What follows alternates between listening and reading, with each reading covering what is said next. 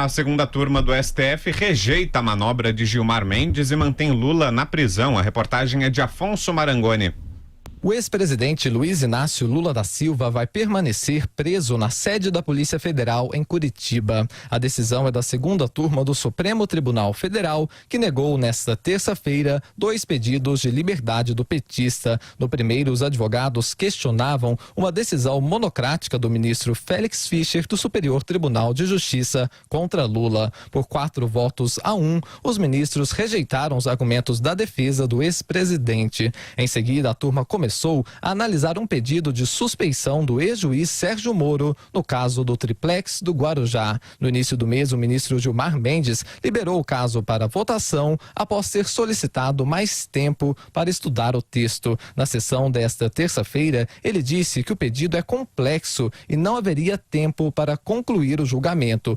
Gilmar sugeriu então que Lula fosse solto de forma provisória até que o caso fosse julgado definitivamente. Que, enquanto não concluirmos o julgamento, que se conceda a liminar para assegurar a liberdade do paciente até o julgamento final deste habeas corpus. Apenas Ricardo Lewandowski concordou com a tese de Gilmar Mendes. Já Edson Fachin, Celso de Mello e Carmen Lúcia foram contrários à soltura. Em seguida, por 4-1, os ministros decidiram adiar a análise do mérito do habeas corpus. No fim da sessão, a presidente da turma, Carmen Lúcia, proclamou o resultado. Adiado o julgamento e indeferida a proposta de liminar apresentada pelo ministro Gilmar Mendes, que foi seguido pelo ministro Ricardo Lewandowski, vencidos na apresentação desta proposta. Após a sessão da segunda turma, o advogado de Lula, Cristiano Zanin Martins, disse que ainda acredita na absolvição do petista. O foco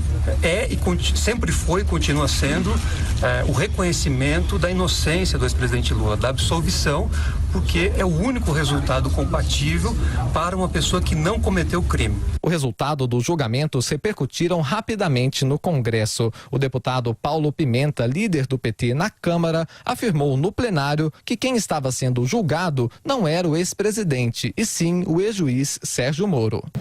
Todos aqueles fatos que envolvem as condutas criminosas deste juiz, aliado a este esquema criminoso representado pelo Dr. Dallagnol e os Golden Boys de Curitiba, serão objeto de julgamento.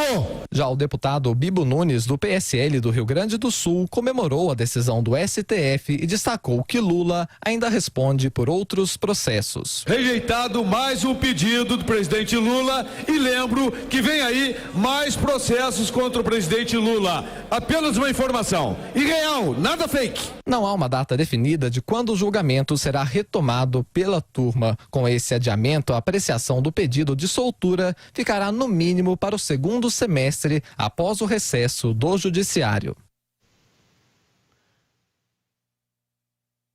Olha, é preciso prestar muita atenção nessa coreografia do Supremo Tribunal Federal pelo seguinte: há um ano, também numa véspera de recesso do Judiciário, a segunda turma do Supremo liberou da cadeia o petista José Dirceu. Liberou numa situação muito parecida com essa em que foi analisado o caso do Lula ontem. O Zé Dirceu reclamava num recurso da dosimetria da pena. Ele tinha sido condenado a mais de 30 anos de cadeia. E, sem julgar o mérito do pedido, o Dias Toffoli, que então era membro da segunda turma, propôs que ele fosse libertado e que aguardasse em liberdade pelo julgamento, porque havia uma plausibilidade no recurso. Zé Dirceu foi libertado da cadeia, teve que ser preso depois, quando foi condenado uma segunda vez. O que há de diferente entre esse caso do Zé Dirceu, há um ano, e o caso do Lula, agora, é que o Dias Toffoli não estava na composição da segunda turma. Ele foi substituído por Carmen Lúcia, que votou contra o Lula. Então, o mesmo placar, 3-2, há um ano beneficiou Zé Dirceu, agora foi contra Lula. E onde está Dias Toffoli hoje? Está na presidência do Supremo Tribunal Federal. Entra agora de recesso o tribunal. A defesa de Lula pode fazer um pedido de liberdade do ex-presidente durante o recesso. Quem decidirá essa questão durante o plantão do recesso Dias Toffoli, que está na presidência. Então é preciso prestar muita atenção nos próximos lances. Olha, a única novidade nessa peça jurídica humorística da defesa do Lula são os argumentos baseados no suposto vazamento do Intercept Brasil. Então, todas essas supostas conversas privadas entre o juiz Sérgio Moro e o procurador Deltan, que foram publicadas aí pelo site panfletário The Intercept por jornalistas militantes da esquerda, têm características bem peculiares. Primeiro, não foram confirmadas pelos seus participantes. Depois, não foram submetidas à perícia, para análise da sua integridade e origem. Aliás, falando em integridade, não foram divulgadas na íntegra ao grande público, seja via imprensa ou às autoridades competentes. E mesmo que verdadeiras fossem, e aqui é o ponto central do argumento, elas foram obtidas por meio ilegal, via hackeamento. Portanto, elas são nulas juridicamente. E aqui, isso é ponto pacífico. Daí a gente vê o ridículo do STF aventar a possibilidade de mudar entendimento com base nisso. Até porque, qual que é a função precípua do Supremo Tribunal Federal? É guarda da Constituição. Por isso eu vou ler aqui para o ouvinte da PAN o artigo 5º, inciso 56 da Constituição, que diz o seguinte: são inadmissíveis no processo as provas obtidas por meios ilícitos. Ponto final.